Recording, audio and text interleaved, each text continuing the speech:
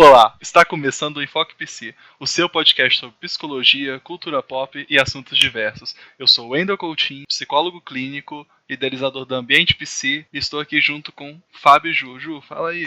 Olá, pessoas maravilhosas. Eu sou Juliana Mazeto, psicóloga clínica e pós-graduanda. E hoje a gente vai falar um pouquinho sobre essa coisinha aí que ajuda a gente a ser um pouco mais procrastinador do que a gente já é normalmente. Olá pessoas, eu sou Fabianini, sou psicólogo clínico, pós-graduando em psicologia comportamental e eu sou viciado em celular. Aê! O primeiro passo é aceitar. Aceita que dói menos. Me recuso, não sou viciado em celular. Talvez no desktop, mas celular ainda não. Minha resistência será forte. Depois que eu comprei um telefone próprio para jogo, eu vou dizer assim que meu controle de tempo, que já era meio ruim, piorou cada vez mais, assim. Nossa, muito bom. Então, assim, já vou começar com uma pergunta bem legal. Vício em dispositivo móvel existe mesmo? Com certeza. Eu acho que existe, mas não sei se o vício é no dispositivo. Eu também acho que envolve algo um pouco mais do que o vício em si no dispositivo. Eu penso que talvez a gente fica viciado, não num dispositivo em si, mas numa série de coisas que você consegue acessar através desse dispositivo, né? Ou qual a função que esse dispositivo exerce aí. Você pode acessar coisas prazerosas, pode ter alívio, pode fugir de algumas coisas, tem muita coisa ali. É isso que eu ia falar, assim, não só acessar, mas desacessar também, né? Isso. Porque quando muitas vezes você tá imerso ali no mundinho do que quer que seja o dispositivo que a gente tá falando, o telefone, jogos, etc. Você, assim, o telefone não demanda o que estar com uma pessoa demanda, né? Isso. Às vezes o mundo atual, né, de estar conectado o tempo inteiro, talvez nós estejamos mais desconectados do que conectados realmente. Sim. Beleza, gente, mas aí o dispositivo móvel ele acaba sendo uma ferramenta muito útil para que você tenha acesso a certas aplicações, a conteúdos específicos, de uma maneira bem cômoda, né? Tem uma quantidade grande de pessoas que não estaria disposta, por exemplo, a passar o dia no Facebook se tivesse que ficar na frente de um computador. Mas com o celular na mão, dá para fazer isso. É mais cômodo. Mas aí o que acontece? Hoje, assim, pelo menos é um discurso que eu tenho ouvido muito, assim. Hoje em dia é impossível você viver sem um telefone. É impossível você viver sem um telefone hoje? Discordo. Pra caramba. Vivo sem meu telefone? Não vivo sem meu telefone. Então, assim, é um uso desenfreado e usa muitas vezes isso, a necessidade de se ter um telefone, da praticidade, do preciso estar sempre disponível, precisam sempre me achar, e é usado isso muitas vezes como uma desculpa para você usar, tipo, de forma totalmente desenfreada. Um telefone, por exemplo. Assim, ficar sem celular hoje em dia é possível, mas tem os benefícios e os prejuízos, se a gente for olhar. Seriam os benefícios, Fábio? Os benefícios de estar com o celular? Bom, você consegue resolver uma série de coisas que você antes talvez precisaria se locomover ou gastaria um tempo maior para resolver, você resolve na palma da sua mão. Responder um e-mail, mandar uma mensagem para uma pessoa para poder resolver um problema, um áudio, compartilhar, por exemplo, o horário de uma reunião ou o local de uma reunião com várias pessoas ao mesmo tempo, ao invés de ter que ligar para uma por uma ou mandar um e-mail para cada uma dessas pessoas. Então, assim, além de uma série de outras coisas que a gente não precisa nem se deslocar, se locomover para poder resolver. Você consegue fazer reuniões por videochamada, né? Até mesmo se locomovendo dentro de um carro para um outro lugar. Então são alguns benefícios que trazem prejuízos, né? Porque com a evolução tecnológica... Só aí já me ganhou.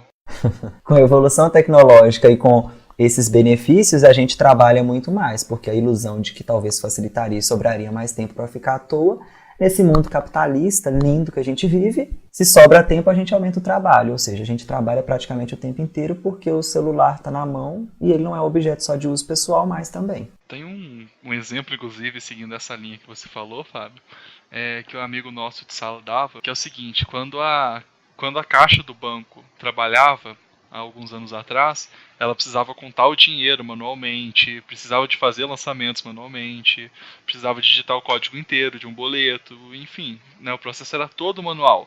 Então uma mesma pessoa conseguia atender 30, 40 pessoas no dia inteiro, né, dentro do banco. Aí chegaram os avanços tecnológicos, a impressão que deu foi, então ela vai conseguir trabalhar menos, não é isso? Uhum. Não. Agora, como é automatizado, a mesma caixa que atendia 30, 40 pessoas, agora atende 200, 300 pessoas no mesmo dia, porque o dinheiro é contado automaticamente. Então, assim, o fluxo de trabalho aumentou pela facilidade que você tem. Então, estamos mais focados em tarefas, o que, assim, de modo geral, claro que grande parte dos serviços ainda não alcançaram isso, mas de modo geral, estamos mais focados em tarefas que visam a resolução de problemas e a automação tem cuidado de toda a parte burocrática que a gente tinha que lidar. Então a gente não precisa mais se preocupar, por exemplo, com marcar uma reunião, ligar para cada pessoa e marcar uma reunião. Manda um e-mail e marca. Uhum. Ao mesmo tempo, agora a gente consegue 3, 4, 5 reuniões por dia. Então você tem que montar a pauta de 5 reuniões, tem que discutir 5 reuniões, é cansativo. Então assim, esse prejuízo aí que você fala também chama bastante atenção. Isso. Mas, além disso, o caminho pro vício beira muito uma linha tênue. Porque, olha se vocês concordam comigo, a gente está começando a um eufemismo, porque já estamos condicionados a olhar o celular o tempo todo. Então, se o celular está na mesa, você está conversando em um grupo de amigos, o celular está na mesa. Normalmente não está no bolso, normalmente está em cima da mesa na sua frente. Desligado, ok, bonitinho. A cada 2, 3 minutos, talvez até um pouco menos, você dá um toquezinho do lado esquerdo dele ou no centro da tela, vê se tem alguma notificação e apaga a tela de novo. O tempo todo. Mesmo sabendo que não tem nada. Seu celular pode estar para vibrar, ele pode não ter vibrado, mas ainda assim você faz isso para poder dar uma conferidinha. Vocês já repararam isso? Uhum. É tipo aquela sensação, né? Eu tô presente nessa mesa, mas será que eu não tô presente em algum outro lugar? Porque... Isso, e acaba indo de uma maneira mais automática. É quase como se fosse um reflexo. Viu o celular, ativou a tela do lado, tirou a mão. Quase como se a gente tivesse treinado a fazer isso. É uma coisa assim, você falando isso, eu lembrei de uma cena que eu vi esse final de semana no ônibus voltando da pós. Eu sentei atrás de uma cadeira do ônibus que tinha uma menina, sei lá, com seus 12, 13 anos.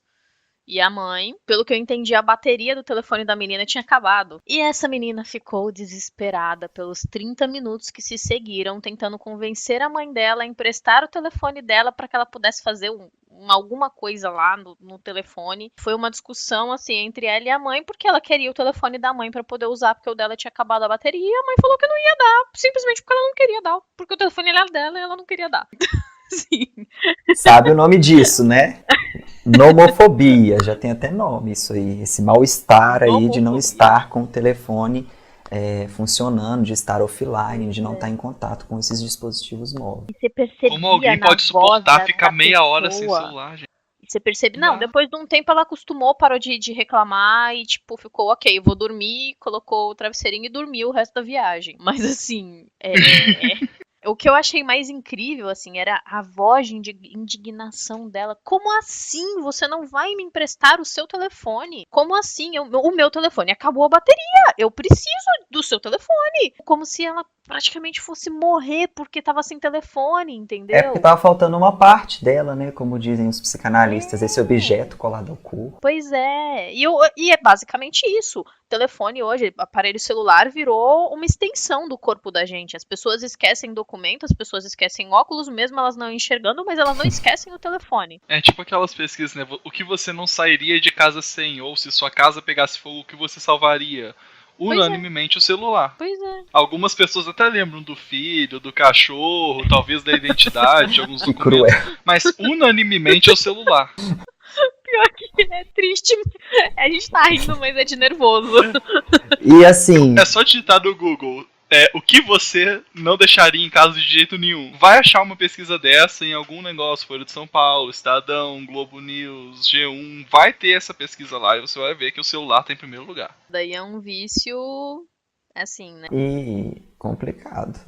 Agora, o que nós, assim, profissionais da saúde mental, sabemos e podemos fazer ou pensar sobre isso? Porque me parece que o nosso conhecimento é muito rudimentar acerca disso e tá, de novas psicopatologias ou possíveis psicopatologias ligadas ao uso de dispositivos móveis. Que a gente não conseguiu acompanhar a evolução da tecnologia e a inserção desses dispositivos na vida das pessoas e as suas consequências estão muito mais à frente do que o nosso conhecimento mesmo acerca desse tipo de comportamento, dos possíveis impactos. Acho que a gente está engatinhando muito nisso ainda, embora já tenha apresentado algumas consequências preocupantes. Sim, eu acho que a gente precisa primeiro entender por que as pessoas elas estão vivendo, olhando para essa telinha, entendeu? O que tem nisso daí que tá melhor do que existir? O que o telefone tá proporcionando pra gente que a convivência com o outro, o estar com a outra pessoa, não tá proporcionando? Ou melhor, o que o telefone não exige da gente enquanto o outro exige da gente? Então, quando você disse, né, estar com o outro, eu acho que o que proporciona é tipo isso, assim, é estar com outros, entre aspas, sem a parte ruim. Você Sim. tem ali acesso a prazer, a satisfação, a alívio, você foge das coisas, mas você tem diversão, você tem amizade, você tem socialização, gente bonita, gente feliz, você tem sexo, você tem tudo num dispositivo, e a parte ruim, tipo assim, você não tem. Você às vezes não precisa lidar com uma série de coisas porque está incomodando e eu desfaço a amizade num clique, assim como eu faço amizade num clique. Então você despende muita pouca energia para poder conseguir coisas que são positivas, digamos assim, prazerosas, ou que trazem alívio. E é muito imediato, numa vida real, para você talvez fazer uma amizade, ou conseguir sexo, ou se divertir com uma brincadeira, você teria que, por exemplo, jogando um jogo de tabuleiro, você teria que ter comunicação, relacionamento interpessoal, talvez se deslocar para poder jogar o jogo com alguma pessoa, e nada disso é preciso, assim, né? Às vezes a pessoa é um pouquinho chata, ou tem um assunto não muito legal, e você interage ali meio que consigo mesmo, porque por mais que você esteja interagindo com outras pessoas, eu percebo que acaba sendo muitas das vezes uma interação muito passiva. Então eu acho que assim é preocupante nesse sentido, porque o ambiente da vida real é muito diferente desse ambiente virtual. Com certeza, porque a gente tem tipos de comportamento diferentes que são adequados a um meio e outro. Quando a gente está no celular, por exemplo, numa rede social, existe um tipo de comportamento específico. Agora, na época de eleições, por exemplo, a gente viu uma coisa muito comum, que é ou você tá lacrando ou você tá mitando, né? Só que em ambas as situações, você tem comportamentos típicos que você não teria fora do ambiente do celular, Sim, fora das redes sociais. Essas bolhas ideológicas, né? Por exemplo, na eleição agora. É Bolsonaro versus agora, né, segundo turno, Haddad. E aí, você pensa assim, as pessoas são muito cruéis na internet. Elas comentam o que quiserem, tipo, de um lado, Bolsonaro vai matar viado, aí do outro lado, PT não sei o quê. E aí, sem empatia nenhuma, ofendem as pessoas, falam coisas que elas não falariam se elas estivessem frente a frente com a pessoa, porque, na verdade, o que eu penso que talvez nesses ambientes, você não está muito sob controle do outro. Parece que você está dizendo para o outro, mas não está assim, porque quando você está frente a frente com a pessoa, tem uma série de outras questões que envolvem ali a expressão facial, o tom de voz. Então você tende talvez a ficar um pouco mais empático, pensar um pouco mais no que vai falar, porque você também está vendo de uma certa forma o impacto que isso está tendo ali naquela pessoa de uma forma mais imediata. Então, eu acho que isso é algo também interessante nessas redes sociais e essas bolhas ideológicas e como que a gente se comporta em um ambiente e no outro, porque o resultado talvez daquilo que a gente faz é bem diferente em ambos os ambientes. Perfeito. E aí, uma duvidazinha aqui. Quando é que existe o vício, de fato, nesses dispositivos móveis? E quando é que é um comportamento típico? Porque o comportamento típico atualmente, né, o comportamento comum, ou o que mais acontece na população, é o uso frequente e constante dessas mídias. Assim, eu acho que o vício, ele vai vir quando isso passa a pessoa passa a depender do aparelho para poder existir, né? Então, e traz muitos benefícios, etc. E a ausência disso vai trazer um desespero, vai trazer uma angústia, porque a pessoa não vai meio que saber viver sem aquilo, né? E isso daí a gente tá falando do vício de modo geral. A gente fala hoje, assim, que muitas vezes o problema não é a droga é a solução. Então, o que o vício no dispositivo móvel está trazendo como solução para essa sociedade nossa hoje? Você tá com a pessoa não tá ali. Você tá com a pessoa, mas a pessoa tá focada em outra coisa. Ela perde totalmente a atenção das coisas à volta dela, ela fica totalmente engajada naquilo dali. Agora, por que isso acontece, entendeu? Eu me pergunto bastante sobre isso, assim, o que tá acontecendo no nosso dia a dia, o que tá acontecendo na nossa sociedade, nas nossas relações, para que um aparelho eletrônico seja muito mais interessante do que estar com outra pessoa. Assim, eu concordo com a Ju, e como análise do comportamento, toda vez que falar de vício, de normal ou patológico, eu vou falar de frequência. Então, assim, pra mim, o que vai definir o nível aí do normal ou patológico é a frequência com que a pessoa faz o uso e os impactos que isso está tendo na vida dela. Eu acho que é essa a avaliação. Então, se a frequência é muito alta e isso está trazendo impactos negativos para a vida da pessoa, mais prejuízos do que benefício, a gente então já está tendo aí um caráter mais patológico mesmo, mais voltado para a questão do vício e que a gente precisa intervir. Só que lembrando que o ideal, na verdade, é intervir antes mesmo de chegar nesse nível, né? Mas, infelizmente, vejo que a psicologia e a saúde no Brasil, como geral, a gente remedia e não previne.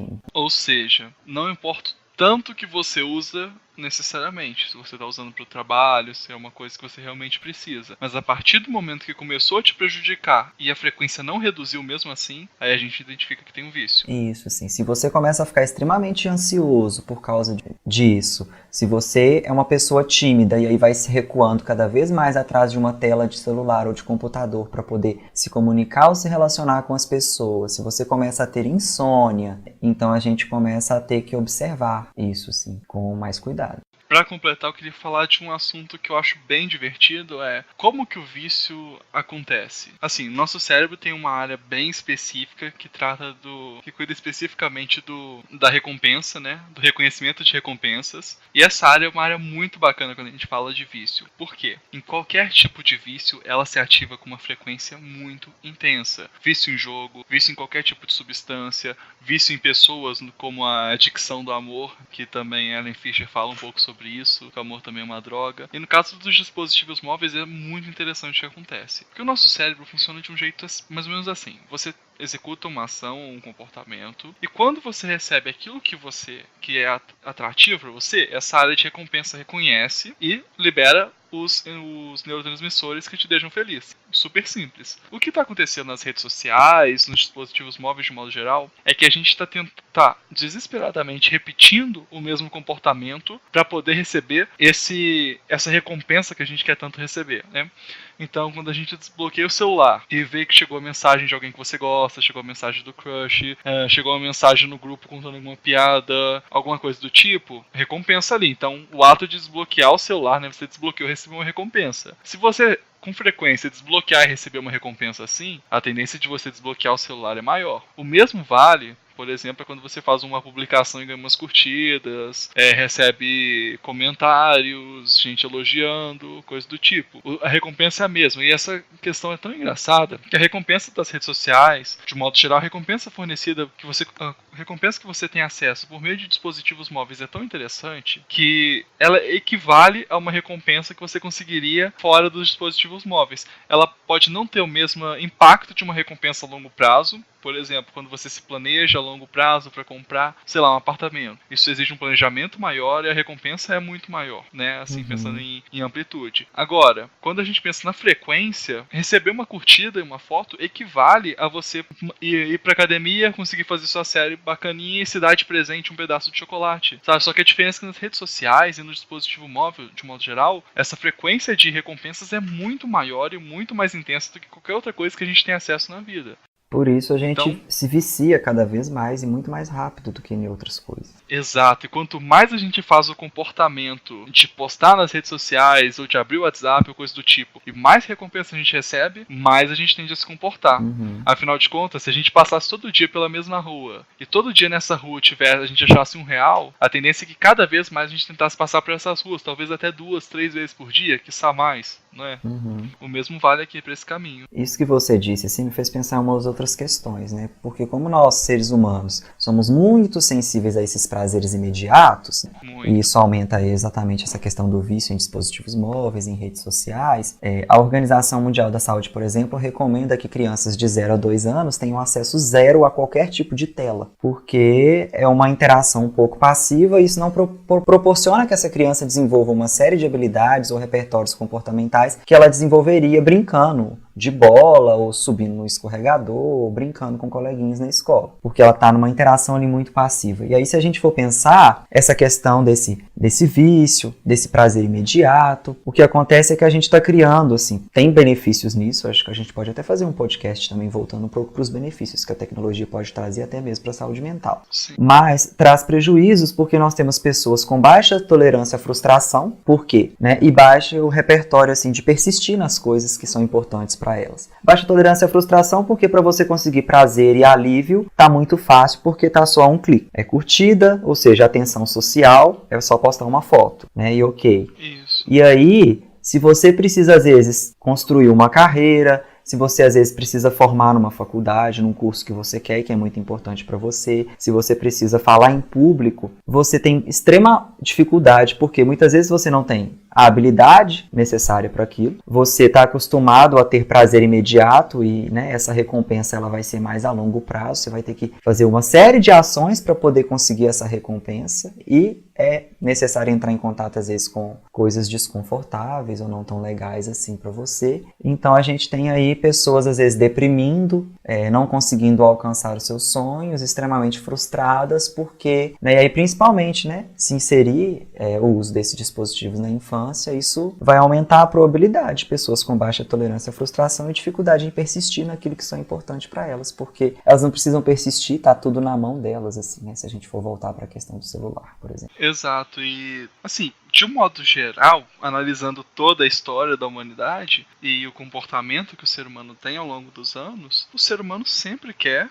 recompensas imediatas. Ele sempre quer uma coisa mais rápida, principalmente com coisas rápidas com amplitude maior. Quais são os nossos maiores reforçadores, né? O que nós temos? Reconhecimento social, sexo e comida. A população do mundo nunca foi tão obesa e você tem acesso à comida da tela do seu celular, é só você pedir, você não precisa mais sair. Há um clique. Eu diria um passar de dedo, porque as informações já estão salvas, você não precisa nem digitar nada, é só clicar mesmo, ou tocar na telinha e pronto. Outra, se você quer sexo, Tinder tá aí pra isso, Grindr e por aí vai, a lista é infinita. Chats na Inclusive, internet de cybersexo, né? Isso, inclusive você tem um aplicativo pra hétero, um aplicativo pra gay, tem aplicativo pra bi sendo desenvolvido. Não duvido nada que vão segmentando cada vez mais pra ficar bem objetivo. É só você entrar aí, sabe?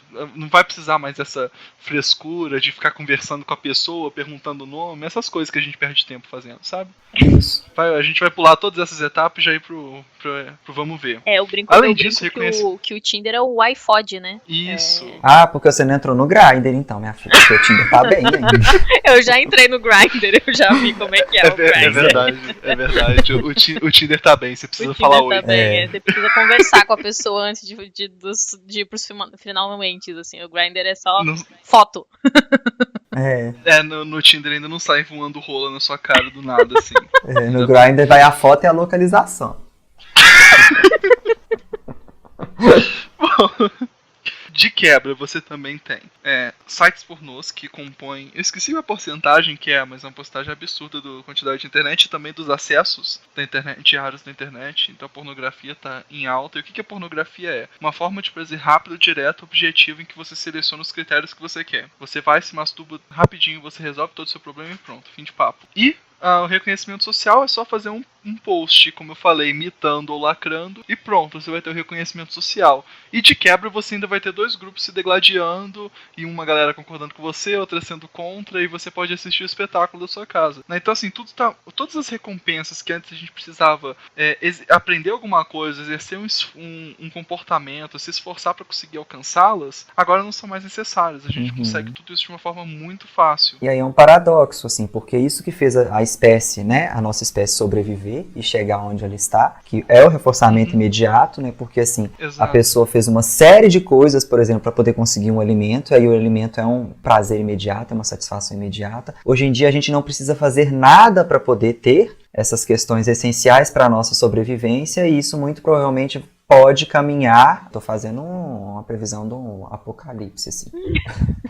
Pode caminhar para prejudicar a sobrevivência da nossa espécie, assim. Eu acho que já tá prejudicando, o nome disso é workaholic. Eu acho que já tá, eu não diria só workaholic não, viu, Wendel? Eu acho que As pessoas estão cada vez menos conectadas com tudo e mais conectadas com a internet, assim. As pessoas, elas não têm mais empatia, elas não têm mais... Não é só a questão do trabalho, do trabalhar demais, de não ter tempo, que a gente já falou no nosso... Acho que foi segundo episódio. As pessoas estão voltadas muitas vezes somente para aquilo, porque aquilo dali é um prazer que não tem uma negação, não tem, sabe, alguém que vai bater de frente contigo muitas vezes. Mas o workaholic é exatamente para sustentar isso. Quando você trabalha para ganhar o dinheiro, para poder se manter nesse padrão, porque é mais caro viver sem ter o relacionamento social, comprando comida o tempo todo. Tinder sai caro também. Desculpa, mas assim, você manter um relacionamento social é caro.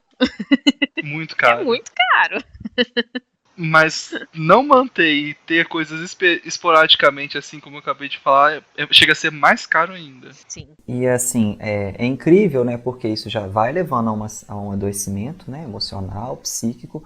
E aí eu tava no site do Carrefour para poder comprar exatamente um telefone, né? E aí tinha lá, assim, um banner de marketing que eu achei super interessante e encaixa aqui, talvez até pra gente finalizar. Tava falando de promoção de telefone e tinha assim, conectado 24 horas. Os melhores preços para você ficar online o tempo todo. Então, tipo assim, aquilo que provoca o adoecimento, que é tipo assim, seria essa nomofobia, né? A dificuldade, o mal-estar de não estar conectado, de não estar com o telefone na mão. É utilizado esse mal-estar para poder vender mais celulares, para poder promover mais o vício e mais a dependência. E é exatamente isso que mantém as pessoas dessa forma como estão. Mas, apesar de tudo isso que a gente falou, vocês já viram vídeo de gatinho fofinho no Face? Porque isso derruba tudo que a gente falou até agora. O tempo todo, meu Facebook é basicamente vídeo de gatinho de cachorro, gente. Eu tô na internet pra ver vídeo de bichinho. Então, assim, por mim, fim de papo aqui. Não existe vício em redes sociais, desde que você fique vendo vídeo de animaizinhos. É aquilo que a gente já escutou, eu não lembro quem que fala isso. Às vezes um charuto só é um charuto, entendeu? Às vezes a gente só tá afim de jogar mesmo. Né? Quem fala você não isso? Lembra quem falou? Eu não lembro quem fala um moço isso. chamado Freud. Eu recalquei totalmente. Eu nem lembro. Acho que não foi Freud, teve outra pessoa que falou isso também. Mas enfim, às vezes a gente só quer jogar, entendeu? Às vezes peraí, que eu quero jogar aqui um pouquinho e me distrair um pouco sem demandar muito esforço, porque eu cheguei em casa de um dia cansado e etc, entendeu? E às vezes realmente a gente só quer jogar. Mas aí, de novo, a gente tem que saber quando a gente vai passar a usar isso como desculpa para outras coisas ou se é realmente só um hobby, um passatempo e etc. Gente. Não tem mais ninguém aqui, eu tô olhando vídeo de animais fofinhos. Eu pensei que eu tinha caído de novo.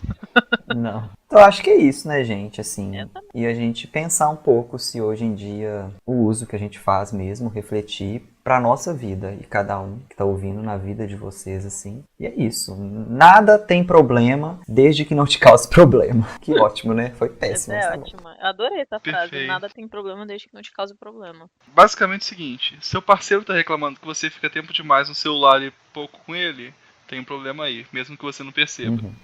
Com certeza. Então é isso, pessoas. Bom, gente, é isso aí. A gente se vê de novo daqui a 15 dias. Um grande abraço pra vocês e até mais. Tchau, pessoal. Tchau, pessoas maravilhosas, e até. Olá, está começando mais um episódio do Enfoque PC, o seu podcast. Ih, fodeu já. Ô, vida difícil essa de quem começa. O seu podcast sobre psicologia, cultura... Vamos trocar outra pessoa presente. O seu... Eita, caralho, cada vez tá ficando pior. Seu podcast de rebuceteio. Fudeu, a Ju morreu. Caiu? Gente, eu tô ouvindo vocês. Caralho, Zé, a Ju morreu. Foi morar na ilha, a internet cai toda hora, tá vendo? Ela mandou assim... Eu tava ouvindo vocês, continua aí. Blá blá blá blá blá. Pausando. Acabou. Esse podcast foi apresentado, produzido e editado pelos psicólogos Fábio Iannini, Juliana Mazzetto e Wendel Coutinho.